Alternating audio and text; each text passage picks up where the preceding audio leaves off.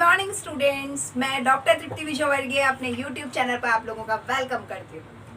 आज की क्लास में हम एक टॉपिक ले रहे हैं, दैट इज ग्रुप डायनामिक्स।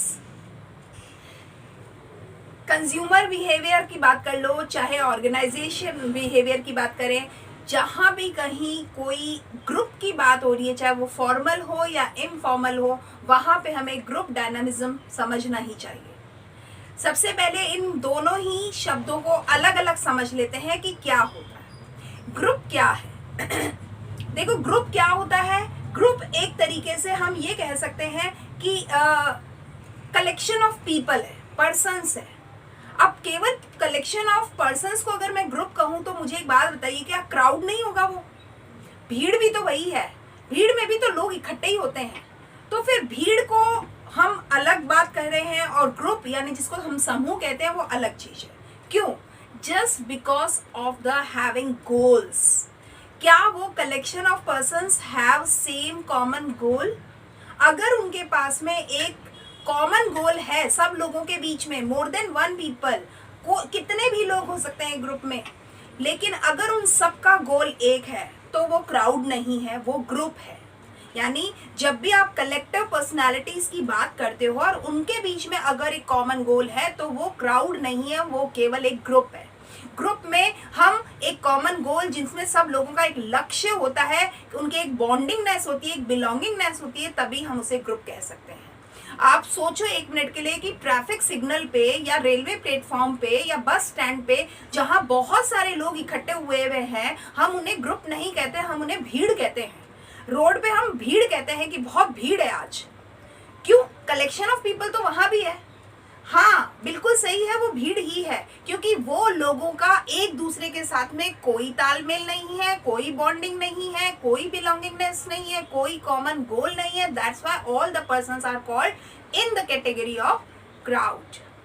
तो सबसे पहली जरूरत है कि हमें ये समझ में आ जाए ग्रुप क्या है। तो होपफुली आपको समझ में आ गया। अब बात करते हैं डायनामिक्स क्या है। ये एक फोर्स होता है, पुश है, ये एक ड्राइव है जो कि लोगों को एक दूसरे के साथ जोड़ के रखता है, एक बिलोंगिंगनेस को डेवलप करता है। तो ग्रुप डायनामिज्म क्या हुआ? ग्रुप डायनामिज्म का मतलब हुआ force operating in the group. अगर हम लोगों के बीच में जिनके सबके कॉमन गोल हैं उनके ऊपर एक फोर्स अप्लाई करते हैं तो वो ग्रुप डायनामिज्म है। और ग्रुप डायनामिज्म की ही वजह से लोग एक दूसरे से जुड़े हुए होते हैं। मैं आपको बता दूं कि मार्गरेट मीड ने एक बहुत अच्छी बात कही थी कि आप पूरी दुनिया को एक छोटे से ग्रुप से बदल सकते हो, बशर्ते कि वो जो ग्रुप है उसमें थॉटफुल सिटीजन्स हों, यानी उनमें समझदारी हो, उनमें कुछ नया करने की आपस में जुड़ाव हो, कुछ जज्बा हो। तो उन्होंने कहा था, never doubt that a small group of thoughtful citizens can change the world, Indeed it is the only thing that ever has. हमेशा से कोई चीज अगर जो रही है वो यही है कि अगर समझदार लोगों का एक छोटा सा समूह भी होना तो वो पूरी दुनिया को बदल रखने की क्षमता रखता है। तो एक बहुत अच्छी बात है। ऐसे ही एक और अच्छी बात बताती हूँ मैं आपको। अगर हम ग्रुप की बात करें तो ग्रुप वो होता है जहां लोग अलग अलग होते हुए भी, अलग अलग रहते हुए भी सब एक दूसरे के साथ जुड़े हुए होते हैं।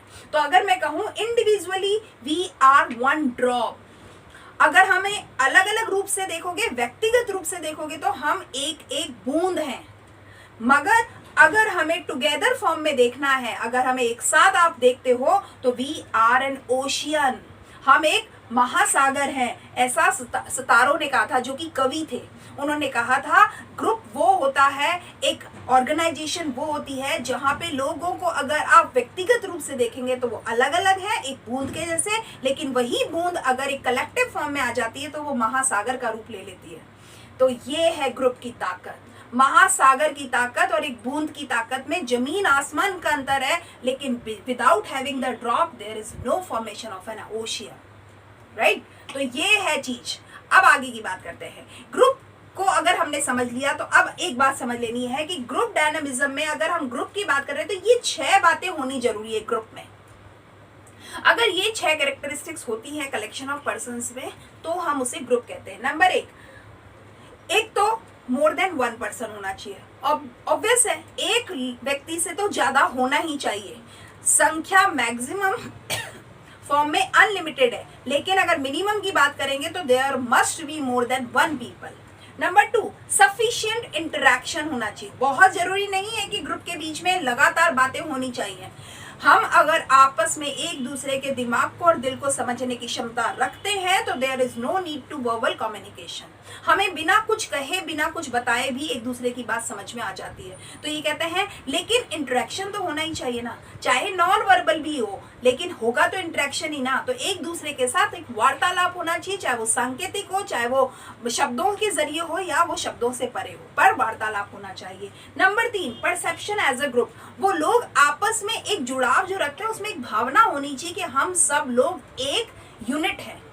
ये एक परसेप्शन होना चाहिए, एक दूसरे के साथ में हमारा जो जुड़ाव है वो एक यूनिट के फॉर्म में है। आज हम फैमिली में जब रहते हैं तो हम एक फैमिली को ग्रुप मानते हैं। क्यों? क्योंकि आज मैं चाहे मेरे पिताजी से सहमत ना होता हूँ किसी विचार पे, लेकिन फिर भी मैं एक जुड़ाव महसूस करता हूँ अपने परिवार से, वो वाली चीज है। तो परसेप्शन होना चाहिए कि हमारा एक ग्रुप है। एक नंबर और कैरेक्टरिस्टिक्स है accepted norms and values. Organization में जो भी हमारे मूल्य है, वैल्यूज हैं या नियम कायदे नॉर्म्स हैं, उनको सब लोगों ने स्वीकार किया हो। देखो, थोपा नहीं जाना चाहिए। अगर कोई चीज इम्पोज की जाती है तो वो ग्रुप ज्यादा दिनों तक नहीं टिकता, लेकिन अगर एक्सेप्ट की जाती है तो वो ग्रुप ज्यादा लंबे समय तक चलता है। तो एक्सेप्टेड होने चाहिए नॉर्म्स, ना कि इम्पोज होने चाहिए। एक और बात, प्ले स्पेसिफिक रोल। ग्रुप में हर एक व्यक्ति का अपना अपना एक किरदार होता है, एक भूमिका होती है, और वो हर भूमिका हर व्यक्ति अपनी ईमानदारी से अगर निभाता है तो ही उस कलेक्शन ऑफ पर्संस को हम ग्रुप कहते हैं। एक और बात कि उनके बीच में एक सोशल रिलेशन होना चाहिए। सोशल रिलेशन का मतलब है सोसाइटी ने जो हमें रिलेशंस दिए हैं वो होने चाहिए। हम एक दूसरे का सम्मान कर सके, एक दूसरे के डिग्निटी को हम वैल्यू दे सके, ऐसा हमारा रिलेशनशिप होना चाहिए। ऐसा नहीं हो कि हम एक दूसरे की बेकदरी कर लें, हमारे एक ऑर्गेनाइजेशन में हम बॉन्डेड हो और हम एक दूसरे की बेकदरी कर लें। ऐसा कोई भी कलेक्शन ऑफ पर्सन ग्रुप नहीं कहला सकता।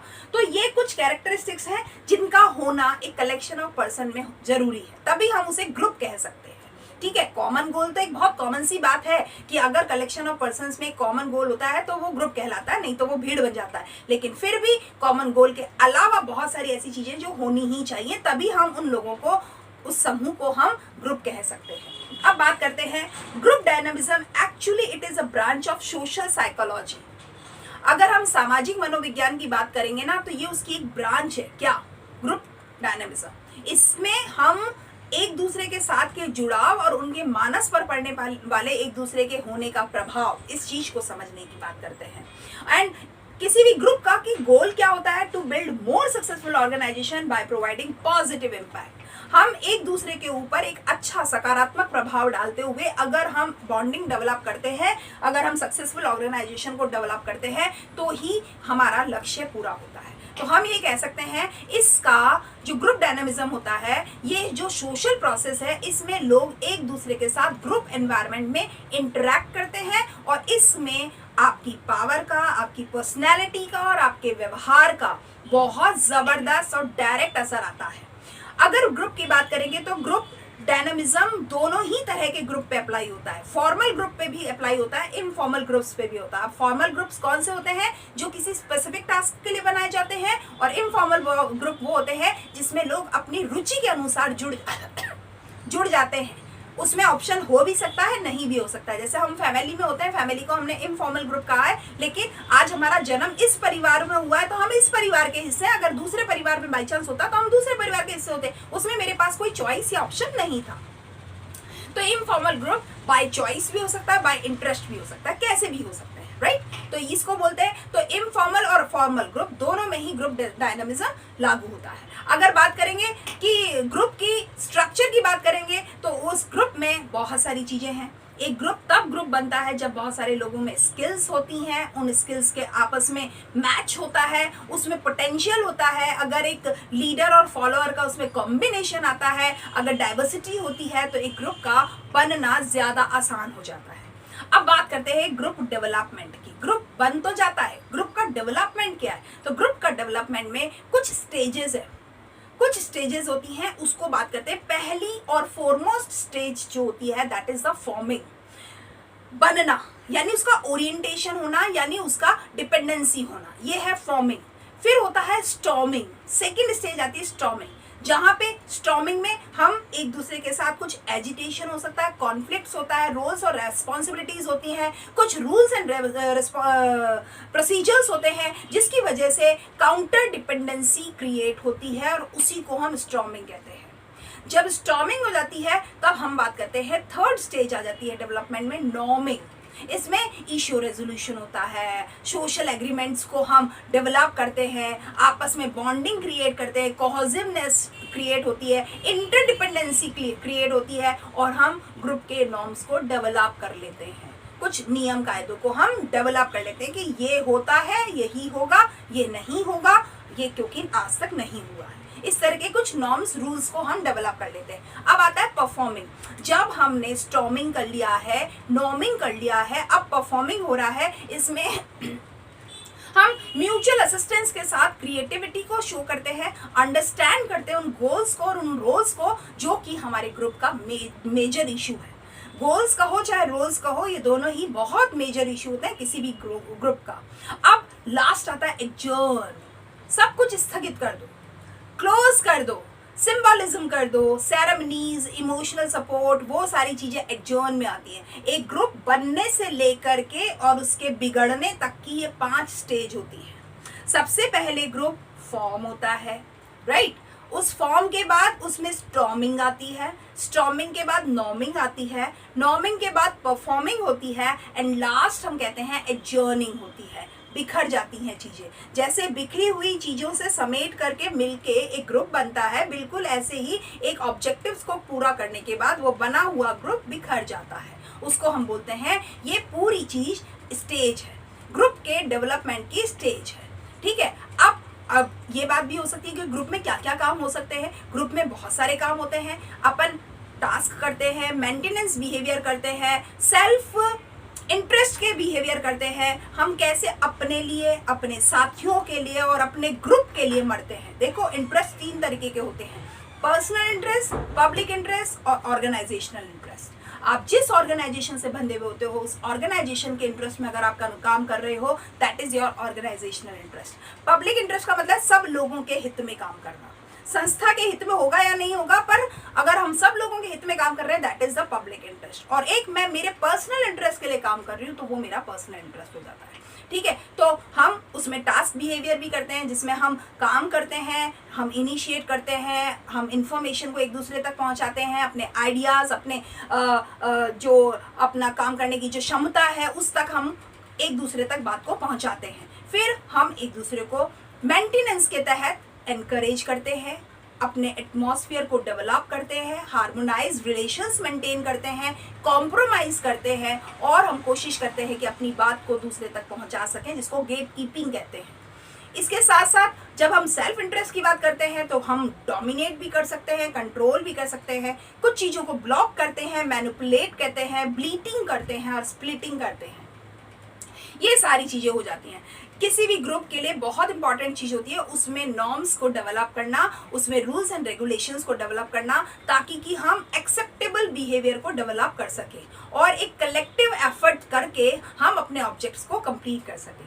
इस तरीके से हमारे ये ग्रुप का बातें होती हैं। ग्रुप में बहुत सारी तरीके की हम भूमिकाएं भी निभाते हैं, जैसे असाइंड रोल्स होते हैं। असाइंड रोल्स यानी जो आपको तयशुदा दे दिए गए, जैसे एक ट्रेजर को कोई काम दे दिया गया, एक मैनेजर को कोई काम दे दिया गया, एक सेक्रेटरी को या एक चेयरपर्सन को कोई काम दे दिया, वो असाइंड रोल्स हैं। एक होता है इमरजेंट रोल्स।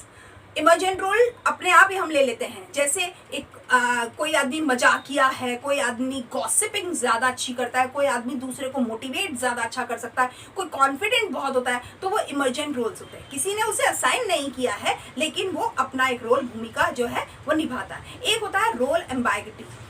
यहाँ पे क्या होता है, जहाँ पे आपको आपका काम जो है क्लियरली डिफाइन नहीं होता है, आपको पता ही नहीं है मुझे करना क्या है। कई बार ग्रुप में ऐसा होता है, मैं क्यों हूँ यहाँ मुझे खुद को नहीं पता, वो सारी चीज होती है, वो रोल एम्बिग्यूटी होता है। और एक होता है रोल कॉन्फ्लिक्ट।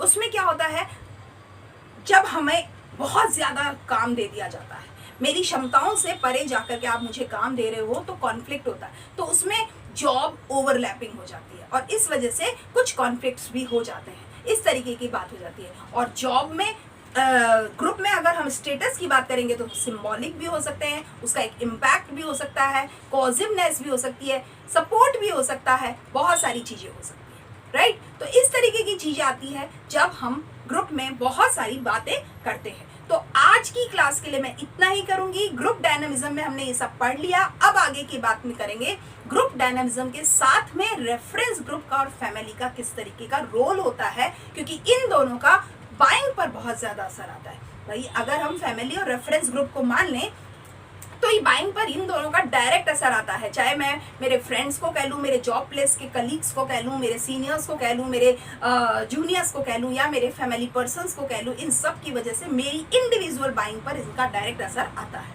वो हम अगली क्लास में करेंगे। आज की क्लास के लिए इतना ही। Thank you and keep watching my videos regularly. Thank you.